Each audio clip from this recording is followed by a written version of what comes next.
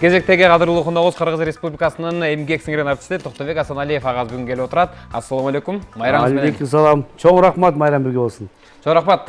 Жалпы телекөрүүчүлөр амандашып учурашып, анан кесиптештериңиз майрамы менен кутлап кетсеңиз болот. Жалпы көрөрмандарга амансыздарбы, барсыздарбы? Түз эфирден байланышып атканыбызга өтө сыймыкталып атам. Анткени бүгүн биздин майрам ар бирөйдө шаң тартуулаган, ар бирөйгө өр күлкү тартуулаган өнөрпоздордун ар биринин жүрөгүндө бүгүн майрам.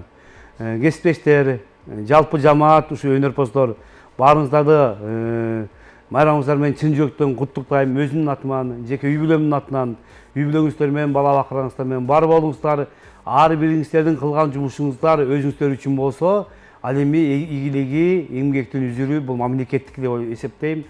Ошон үчүн мамлекеттин түптөлүшүнө, өнүгүшүнө, өсүшүнө ар бирибиз салым кошуп, аман бололук, бар бололук. Ал үчүн ден соолук керек экен. Ар бириңиздер ден соолукта болуңуздар. Баарыңыздарды жакшылыктарда көрүшкөндөй бололук.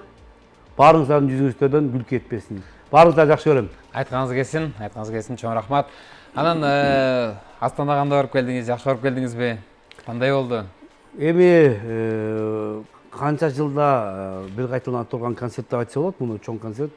Качандыр бир убакта бул Москвага Мыскал апабыз, Атай Мусалар, улуу залкарлардын баары барып ошо Сталиндин астында, Калининдин астында концерт беришкен да. Бул баягы кыргыз маданиятынын каймактары десек болот ошол кездеги. Бирок улуу анан Сталиндин ордунан тургузуп кол чаптырыш, Калинди тургузуп кол чаптырган өнөрдүн ээси жапайы кыргыздын таланттары болгон. Ал кезде алар композитор болгон эмес, консерваторияда окуп билим алган эмес, нота тааныган эмес, бирок Кудайым берген, жараткан берген талант менен, үн менен багындырган ошонун баары. 24-27 мүнөткө чейин Мыскал апа соскон, элдин баары 1 мүнөт деп атпай, 1 мүнөт эмес. 24-27 мүнөттөн эмес, секундтун аралыгында, секунд. Бирок ошонун ичинде кандай үндү арбаган апабыз. Бул баягы жапайы үндүн кудайы деп койсо болот да Мыскал апабызды. А Муса менен Атай деген ырдын корифейлери да. Саякбай атабыз, Карамолдо, Ыбырай атабыз, эмне деген таланттар болгон, алып таланттар. Биз алардын чыпалагындагы тырмагынын киринин учуна да тең келбейбиз биз. Бирок ар бир замандын өзүнүн бир таланттуу адамдары болуп экен. Биз ошол кишилердин артына калган баягы чапанын жыйнап, бир боосун батек пайпагын алып барып көрсөтүп келдик. Бирок достойный десек болот, татыктуу, өзүбүздүн жүзүбүз менен. Бирок сонун концерт болду. Астанада дагы, өткөн Түркиядагы немеде болду, көчмөндөр оюну. Анда дагы кыргыздар татыктуу жүзүн көрсөттү. Спорт жагынан болобу, өнөр жагынан болобу. Бул жерде Ала Тоо желкесинде Азия мамлекеттеринин арасында кыргыздарда таланттуу, намыстуу эл жок. Ачык айтыш керек. Меймандос десең меймандос, баатыр десең баатыр, эр жүрөк намыстуу кишилер да. Кызы дагы, эркеги дагы. Бул жагынан биз кол коебуз. Ошон үчүн намысталашып чуркап жүрөт. Баарысы ошол мамлекеттин эртеңкиси үчүн, биздин келечегибиз үчүн, урпак тукум үчүн деп баарысы сүйлөгөнү сөз курсагы ток болсо болду. Сүйлөгөнү космос. Алганы алтын медаль. Ошентип Кудайдан тилек кылып жүрүп, баардыгы ошол чачылган нерсени кийинчерээк баягы грамдап жыйнап келип атат да. Бул биздин кыргыз элибиздин эртеңкиси, келечеги десе болот. Ал эми Астанада болуп өткөн маданият күнү болуп өттү. Дал ошол убакта кайсы чыгарманы аткардыңыз? Мени негизи аябай опурталдуу жерге алып барып отургузушат да. Негизинен дайыма эле. Анан мен Москвага барып ырдаганда дагы ошол Атай атабыздын эсинде деген чыгармасын аткаргам. Муса Баяцовдун аткаруусунда колонный залда ошо Кремльде ырдалган болчу. Болот 1000 жылкы ырдаган. Андан кийин сени да атасында колонный залда келишти. Мен жүрөгүм түшүп калды. Анда да бирок эптеп баягы мынтип тырышып отуруп ырдадым. Мында болсо, Астанада болсо, ошол декадада бул эми биздин маданият күндөрүбүз декада болот. Астанада биринчи жолу экен. Биринчи баягы чоң 350 кишиге жакын делегация барып, чогуу чыгармачылык өнөр тартуулоо. Мен астында Мусакеңдин, Мыскал апабыздын, улуу кишилердин бардыгынын видео тасмалары кетип, Мусакең эсиндени 1-2 куплет ырдап, андан кийин келсек мага келип атпайбы. ал кишинин баягы видео съемка эскиси бүткөндөн кийин сразу музыка башталды менин ырайымда. Анан эми менин моюнда жүктү элестетип көрсөңөр, улуу Муса Кеңдин үнүнө жеткилүү ырдаш, ошол күндүн туура ырдаш, ошонун баягы өзүнө тектеш келе албасак дагы куйругулаш жакындатып ырдаш бул чоң чеберчиликти, анан мен айтайын жүрөктүүлүктү талап кылат ал. Анан мындай өзүнчө чыгып алып ырдай берсе элдин баардыгы ырчы да, анан эми ошол улуу залкардын жолун улап ырдаш, тилинин тозогу да. Мында да ошентип мени шишке сайып келишти мынтип. Кудай буйрса жакшы болду. Бүгүн да концерт бердик. Ошол программаны филармонияда кайталап эң сонун концерт болду. Баягы Алтынбек Аскарович ошол маданият министри болуп отурат. Азыр ошол аксакалыбыз өзү түптөп, өзү түзүп программанын баарын жасаган. Бирок кынтыгы жок. Салт санааны, үрп адатты, каадабызды көрсөтүп, оюн күлкү тамаша менен болгон музыкабызды көрсөтүп, ырчылар, кылгыякчылар, комузчулар эмне маданият болсо Кыргыздын ошону көрсөтүп келди. Бул биздин жүзүбүз да. Эми кээ кезде эле баягы фольклордук ырчыларды көрсө көп кишилер баягы качат. Бул эскирчи экен, комузчу менен калпак кийип жүрөт деп элечи. Улуттук нарк ошонун калпагында. Улуттук калпактын кадырын билген комуз. Ошо комуз менен калпак чапан экөө үчөө биригип келип Кыргыздын жүзүн, анан башка мамлекеттен өзгөчөлүгүн билгисет. Бирөөлөр уялып жүрөт ошо калпак кийгенден. Кепка кийип, шапка кийип уялышып. А биз үчүн бул намыс. Биздин ар намысыбыз калпак, комуз, Кыргыздын чапаны, ак божу, беш бармагы, башка эмне? Туурабы? Калган ичкен тамагыбыз окшош да. Туура айтасыз.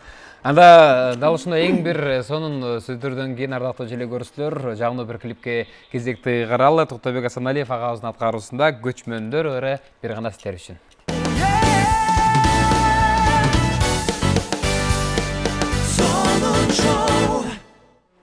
Сонун шоу программасы түз эфирде уланууда ардактуу желе көрүүчүлөр, барыңыздар экранга жакыныраак чакыралы. Токтобек баке, келиңиз эми дароо бир комуздун коштоосунда бир чыгармага кезекти каралы, кайсы чыгарманы аткарып бересиз?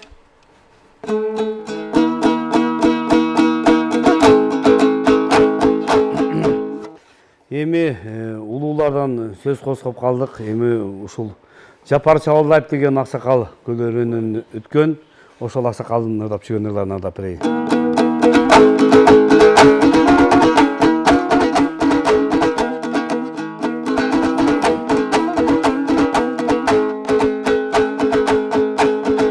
Жүрөгүмдү куйкалайсың жалындай, жүрө албаймын күндө сени сагынбай.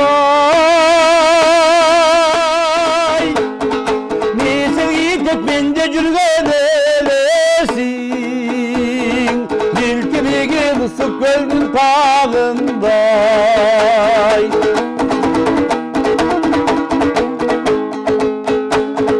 Сүрүнүп кетем капыс жерден кабылсам, кечирип кой мен сүйдөн жагылсам.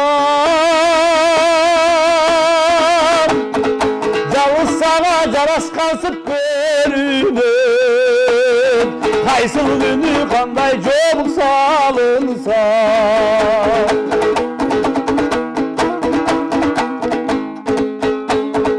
Кыйнабачы жүрөктөгү жарадай, кылгырбачы койчу мени карабай. Жеңилип кой, жеңилипиги кирмечи, Муса болдум сагынганым карабай. Үн жок сөз жок томсоросуң туурасың, ыйлап ыйлап улуу туңган баладай.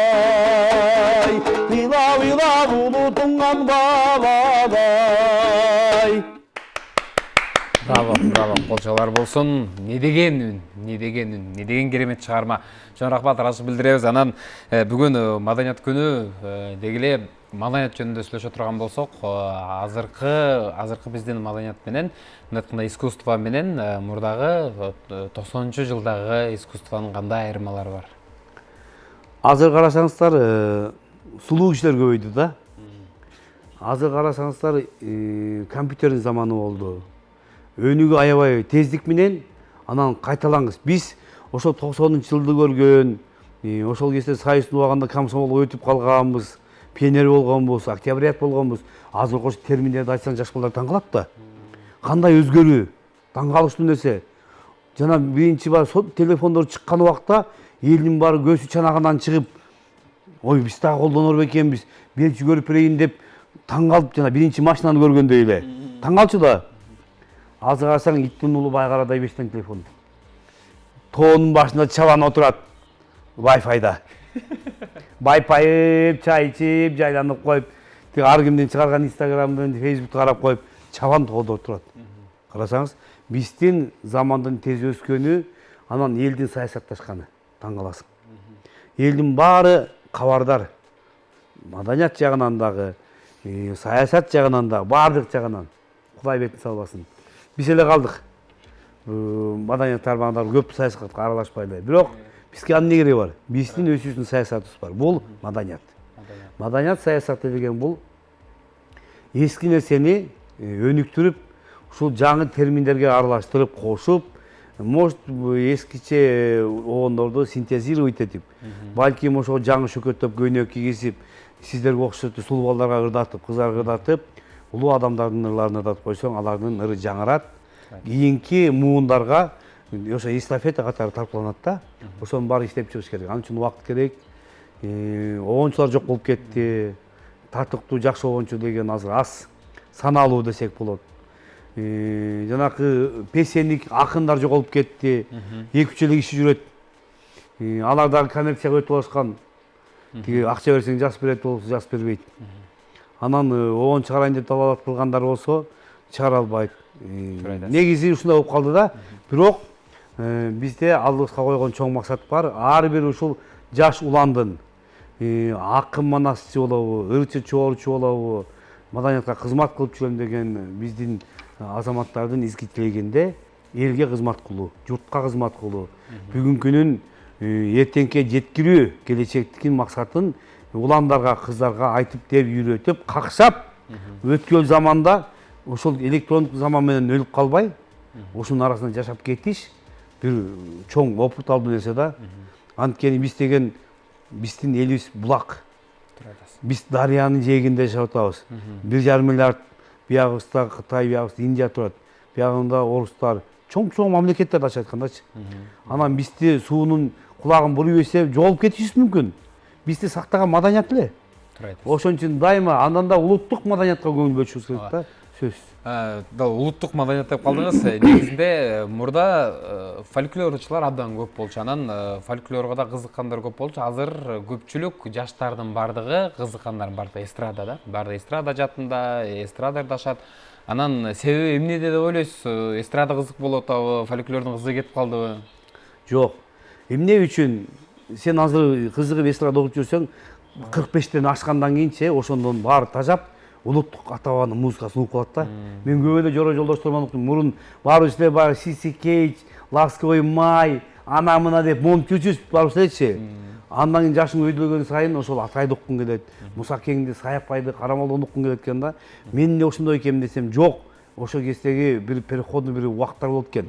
Адамдын өзүн баягы жан дүйнөсү туйлап. Ошол убакта ошо жанакы качка берген ырлардан ырдап, ошо бийлеп, ошон адам бугу чыгарат окшойт да. Андан кийин адам баягы отурукташып, басылып, орун алып калган кезде ата бабанын салтын эстеп, балдарын эстеп, улутту эстеп анан кайрыласың артка. Ошол баары келет да. Анан эми айырмасы асман менен жерде азыр компьютерчилген заманда жаштардын баардыгы жеңил ойлуу музыкага, ылдам өтө турган, кулакка уккулуктуу, жагымдуу. Анан эми улуттук музыканы көп киши сиңире албайт да. Анын үчүн айлар жылдар керек. Анын үчүн ата баба, ата энеси ошол комузду, манасчыны, Саякбайды, Сагынбайды үйдө какшап айтып, түшүндүрүп, жомок айтып берген бирөөң бар үйдө азыр. Жомок окуган киши барбы, жокпу азыр? Туурабы? Макалла капты түшүндүрө албайт. Бирөөгө аксакалга азыр ой бата берип койсун десең тос айтат да. Бата менен тосту каалоо тилектин айырмасын билбеген аксакалдарыбыз бар. Анан биз кантип өнүгөбүз? Ошон үчүн маданиятты өстүрүш үчүн үйдөн бизде илгери ата чоң ата болобу, чоң апабы, тай атабы, тай энеби балдарга жомок айтып берген дайыма. Ата бабасын баскан жолун айткан, уруусун манасты айтып берген, Семетей Сейтекти айтып берген. Ошондон анан кулакка куюлуп отуруп, бизге жеткен ошонун баары.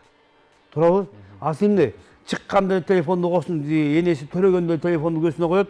Ошо менен эле анан баягы мультфильмдерди көрөт. Тили кыргызча чыкпайт атасы көп балдардын. Орусча чыгып атат. Мен өзүм ошого күбөмүн да. Таң калдым. Өзүңүздүн балдарыңыз кандай? Мен ошо кичинекей уулум папа деп атат да мени. Мен Астанадан келсем мени папа деп калыптыр. Көзүн чек чалкаман школонду. Папа деп мен ата тегимен эч ким айткан эмес. Анан Байкемдин балдары деле, Эжекелдин балдары деле, бир туугандын балдары папа деп айтты, мама дешчү жүрдү. Мама деп айтты. Ата, эне, ата, апа. Келсем эле балам, папа. Пап, тили жаңы чыгып атат. Анан айттым, телефонду көп көргөндүм мына. Мен жокто, үйдө жокто. Телефонду көзүнө кармап көрсөтүп, ушинтип атасыңар. Мындан кийин эптеп тилин чыгаргыла, андан кийин кыргызчага өтөсүңөр. Деп, бирок үйдө Кудайга шүгүр баардыгы комуз четишет, баардыгы ырдашат, баардыгы ошо мен дагы үйүмө колуман келишинче чоң комузчу, чоң ырчы, чоң бир великий магикандарды тарбиялап башлагандагы улуттук каада салттын күйөрманын тарбиялап чыкканга далалат кылып жүрөм да. Анткени ошо жана комуз четип аткан уул кыздарымдын баардыгы чоң музыкант болбосо дагы алар билет комуз четкенди. Алар билет ошону сыйлайт. Анткени атасы четкен. Анын атасы чоң атасы четкен. Анын апасы четкен. Туурабы? Анан ошо комуз үйдө жок дегенде жерде турган комузду өйдө алып койгонго жетет да раметти. Анан уга билет да. Эң сонун. Анан өзү да айтып калдыңыз эфирдин башыбызда, да ушул эсинде чыгармасын Астанада 2 куплет аткарып берген деп калдыңыз. Эми дал ошол бир сонун бир чыгарманы албетте сонун программасынан да сураналы. Биз 2 куплет суранбасак дагы бир куплет суранып өтөлү сизден келиңиз. Каршы замандын кыскарганын Муса Кең 1 куплет жырдап, мен 2 куплет жырдап, азыр биз кыска убакытты күтүп калат экенбиз да. Анда улуу адамдар ырдап, улуу адамдар дайыма ушу эскерет. Бул ырдаганда Атайды эскерет. Бул ырдыкканда Муса Кеңди эскерет, Далай деген Залкарды эскерет да. Анда эсимден 1 куплет ырдап берип коеюн, комуздун коштоосунда.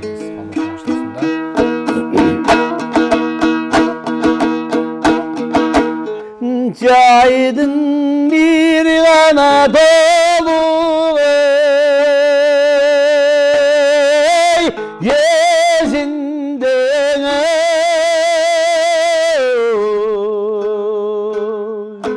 адын Анадолунун бетинде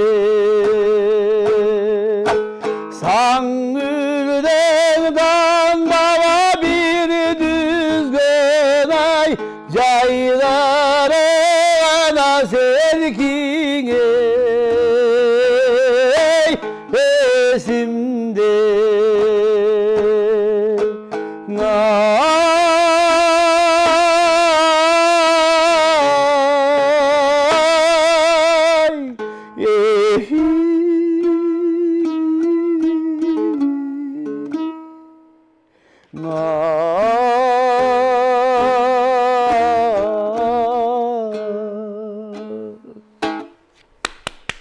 Браво, браво, браво. Болчалар болсун. Чын айтканда, бул чыгарманы укканда бир өзгөчө бир ойго бата турган бул чыгарманын ар бир сөзүндө бир чоң бир мындай айтканда бир тарых, философия бардай да. Анан өзүңүз бул чыгарманы канча жылдан бери ырдайсыз? Бул чыгарма ырдап атканда негеле өзүңүздө эмне туюлат? Мен ошол улуттук өнөргө аралашкандан бери көп жыл болду. Мен ушу мектептен үйдөн качып келгем. Ырчы болом, анан болгондо дагы ушул комуз менен ырдаган ырчы болом деп. Анан ошол 92-жыл болчу. Андан кийин Улук Мырза Агайдын колуна 94-жылы түштүм. Ошондон баштап 8 жыл окудум. Ошол мен Улук Мырза Полотовго окугандан баштап ушуларды Атайдын стилинде ырдайсың, Мусанын стилинде ырдайсың, ушул улуттук ырчы болосуң деп агайым тарбиялаган да. Ошондо 30 жылдын тегерен бери ушул жүрөгүмдө жашайт да. Анан мен да ошол эми улуу залкарларга жетиш кыйын, бирок ошолордун айтып атпаймынбы?